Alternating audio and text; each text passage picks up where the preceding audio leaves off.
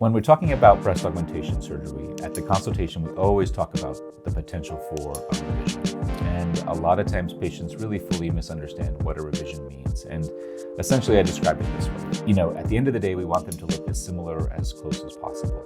Unfortunately, how the body responds to breast implants is not always very predictable. So for example, in my practice, which is not common, to be honest with you, maybe 1% of patients to 2% of patients need revisions.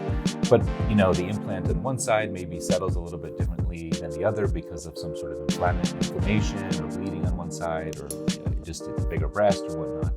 And so what we'll find is that when they settle, they may not sit exactly the same. And in those cases, what we want to do is we're advocate for some sort of revision. In my practice, actually, most revisions are done in the office under a local anesthetic. We almost never have to go back to surgery or be put to sleep. And knowing that this is just part of the operation, it's kind of built into the cost of the procedure. So, for my patients who see me, we charge very, very minimal for revision. And most of the time, that's just for the cost of the surgery material that